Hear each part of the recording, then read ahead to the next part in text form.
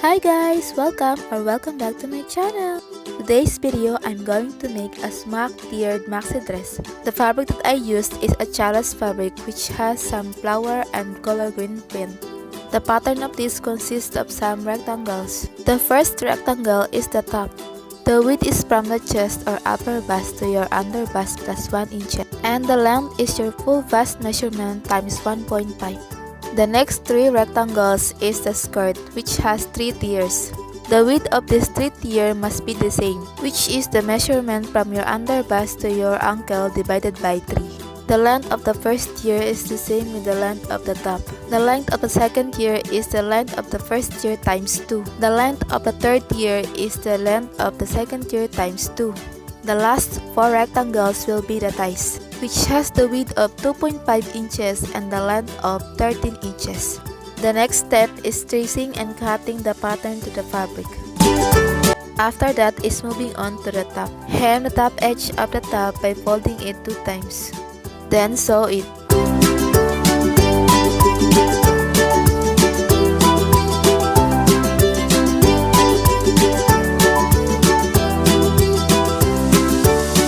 Then on the right side, starting from the top edge, I draw lines with 2 centimeters apart, which will be the guide of the shirring later.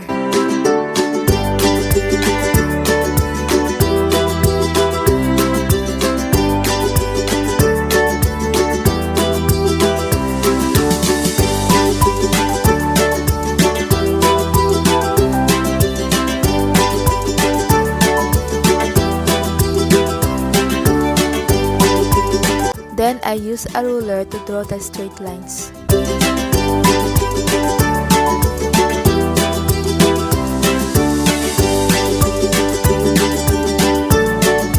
And this is the straight lines that I made.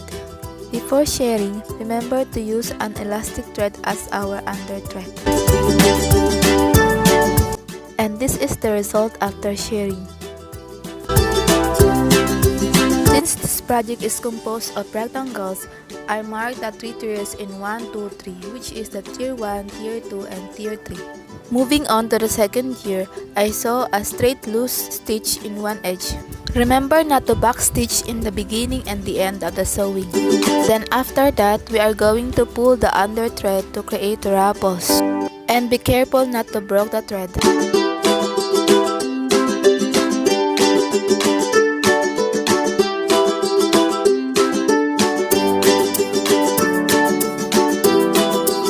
Then moving on to the third tier, I do the same process what I did with the second tier by stitching a loose seam in one edge of the third tier and pulling also the under thread after sewing.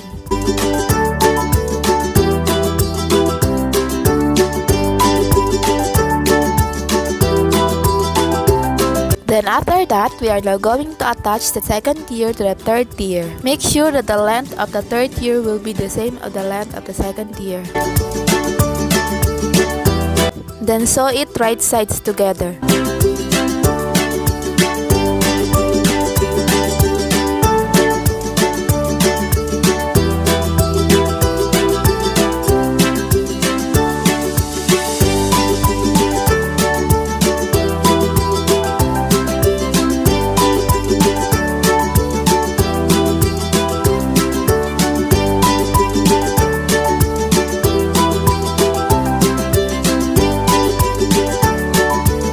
And this is the result after sewing.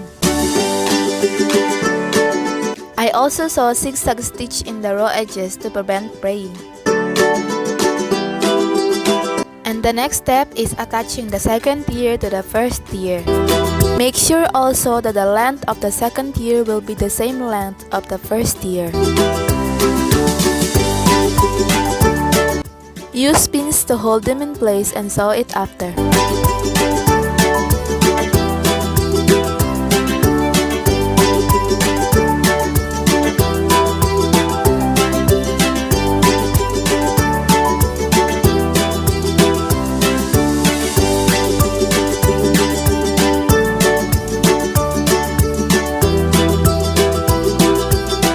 Then the next step is attaching the first tier to the top by sewing a straight stitch.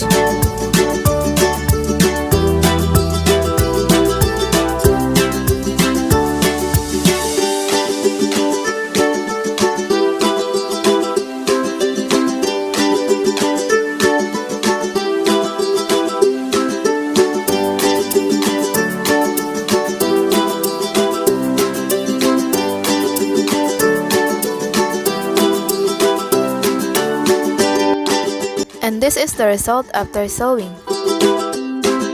The next step is closing the side seam by sewing a straight stitch.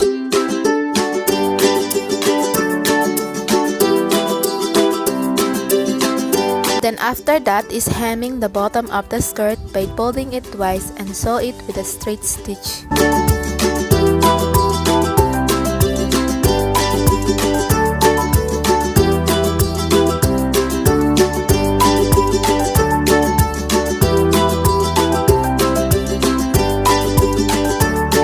Then moving on and making the ties with a 2.5 inches width and 13 inches length. And this must be 4 pieces. Fold the fabric in half. Draw a curved line in the corner top.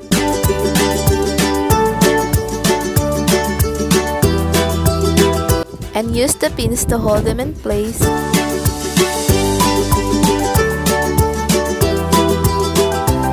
Then sew it starting from the curved line and along those pins. Then after sewing, cut the excess fabric to prevent from bulkiness.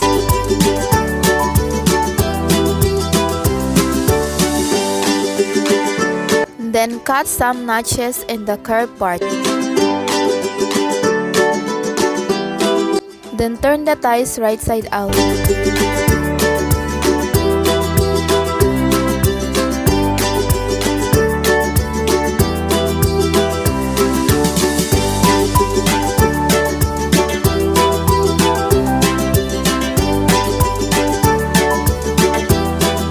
And the last step in this project is attaching the 4 ties in the main bodies. And we're done!